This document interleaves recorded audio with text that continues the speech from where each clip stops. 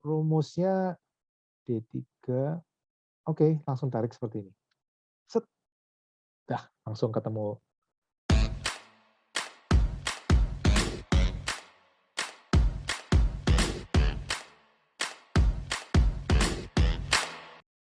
Halo teman-teman, apa kabar? Gimana kabarnya? Mudah-mudahan hari ini baik ya. Hari ini saya pengen sharing cara menghitung penawaran dari properti. Kadang-kadang kalau kita beli ke developer, sering mereka memberikan pilihan banyak. Kalau cash segini, kalau mundur 1 minggu segini, kalau mundur bayarnya bertahap 18 kali segini, 24 kali segini, 36 kali segini, dan harganya beda-beda. Tentu kalau harganya sama, kita akan pilih yang paling lama. Tapi sering terjadi harganya beda-beda. Semakin lama harganya semakin mahal. Nah, kita ingin ngitung mana yang lebih menguntungkan untuk teman-teman dari harga yang berbeda-beda dan syarat yang berbeda-beda itu. Kita coba hitung mana yang lebih menguntungkan dari sisi bunga. Jadi dari sisi anggap aja teman-teman bayarnya pakai KPR. Seolah-olah itu teman-teman dapat KPR dari bank developer. Seolah-olah developer sebagai bank. Berarti KPR mana yang paling murah? Seolah-olah gitu ya teman-teman. Padahal teman-teman nyicilnya ke developer 12 kali, 24 kali, 36 kali, mana yang lebih murah. Tujuannya dua teman-teman, saya sharing seperti ini.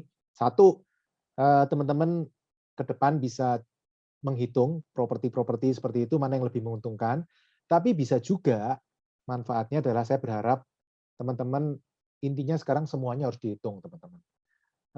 Tinggal kita sekarang pinter-pinteran ngitung mana yang lebih pinter ngitung antara kita dengan developer.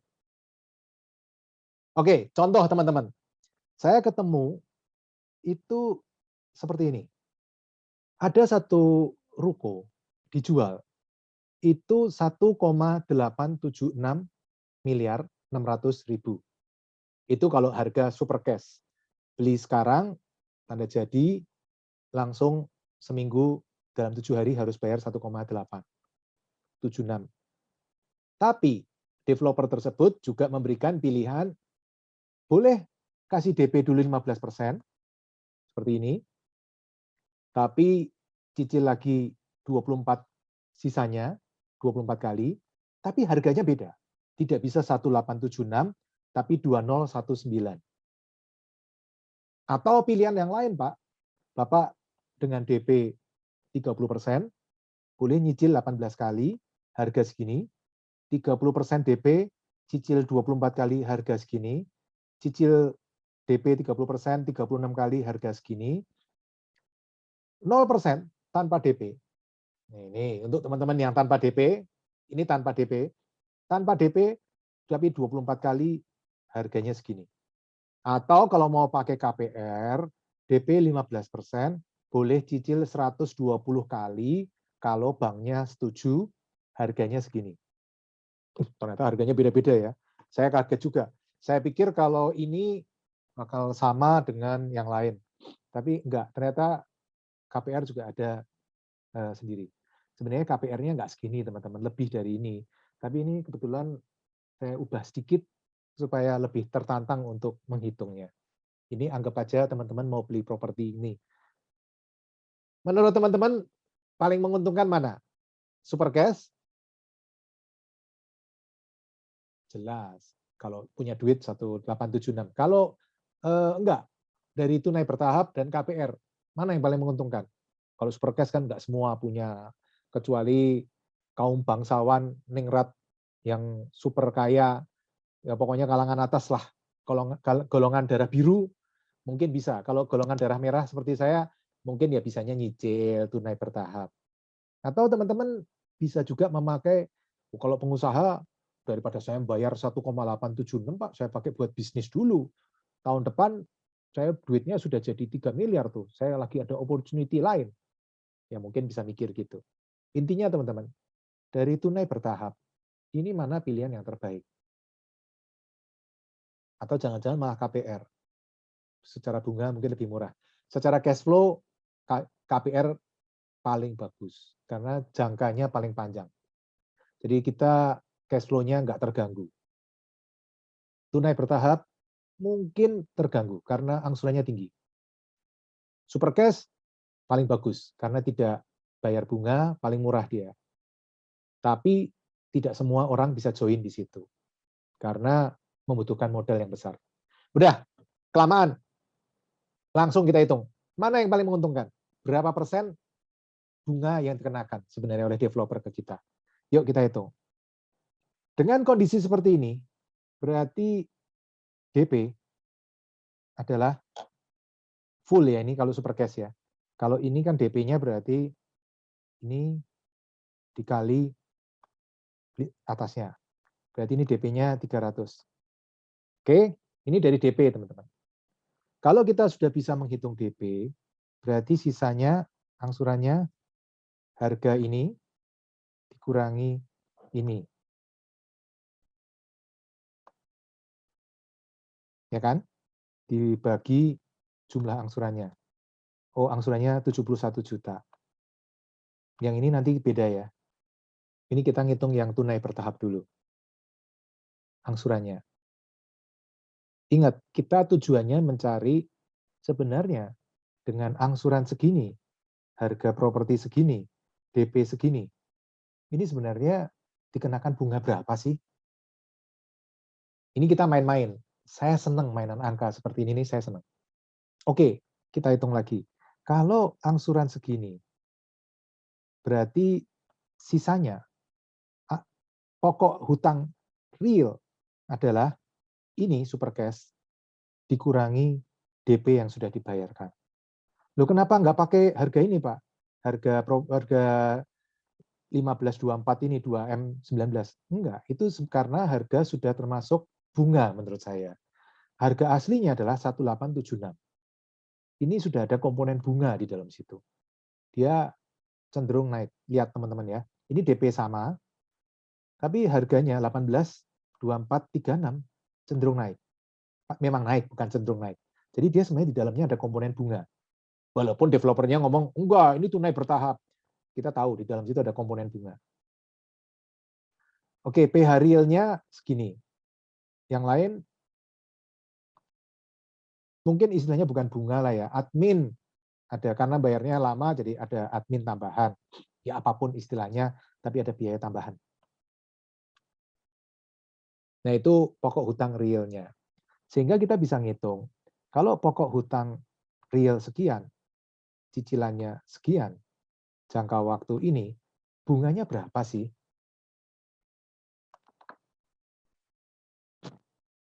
Adalah pakai rumus rate, jangka waktu 24, PMT angsuran minus 71, present value cicilannya 15 juta, 1,5 M, sampai lunas di akhir periode kali 12. Jadi untuk yang pertama ini bunganya 8,46% per tahun. Efektif rate. Saya ngomong efektif rate. Saya nggak ngomong flat rate. Kalau flat rate mungkin beda lagi.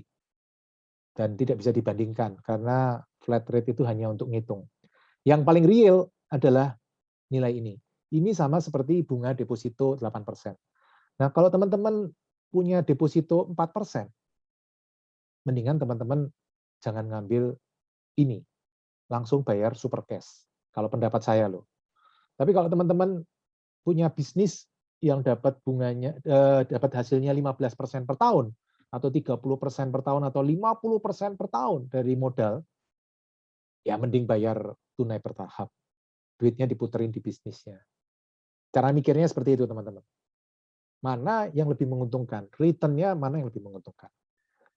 Oke, dari sini kita bisa narik langsung rumusnya D3. Oke, langsung tarik seperti ini. Set. Dah, langsung ketemu bunganya. Jadi dengan seperti ini, pilihan terbaik adalah di ini, teman-teman. Karena sebenarnya teman-teman seolah-olah dapat kredit dengan bunga 5,54%. Paling murah. Ini paling mahal. Paling mahal dikasih warna apa, teman-teman? Pink ya? Orange. Biar kelihatan merah. Ini paling murah, ganti. Warna hijau.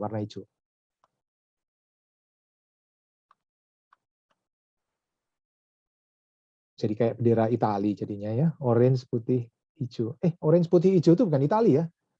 Irlandia.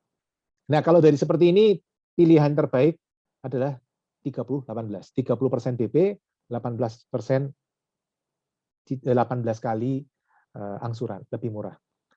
Nah, memang ini masuk akal, teman-teman. Karena sebenarnya developer juga pengen kita segera bayar cepat, supaya dia bisa puterin lagi ke bisnisnya. Makanya untuk yang nyicil 36 kali, dia kenakan bunga yang lebih tinggi dari biasanya. Kalau 14,88 kan tinggi, teman-teman. KPR saya aja rata-rata 8-10%. Ini 14,88. Oke, sekarang kalau untuk KPR ini bunga 5%, realnya berapa? DP-nya segini, berarti angsuran menurut bank, kan berarti angsuran PMT, rate-nya 5%, 5/12, jangka waktu 120 bulan, pokok hutang ini dikurangi ini, future value lunas, sampai bayar bunga di belakang. 17 juta, teman-teman, cicilannya. Sehingga kalau kita ngelihat realnya dari sini kan, berarti PH realnya aslinya itu adalah ini dikurangi ini. Teman-teman jangan terpacu ke 1991. 1191 ini hanya untuk hitung angsuran. Tapi sebenarnya developer punya angka realnya adalah ini 1876. Jadi bunganya jangka waktu 120 bulan dengan bayar angsuran 17 juta, present value-nya 1577, future value 0, jangka akhir periode G1.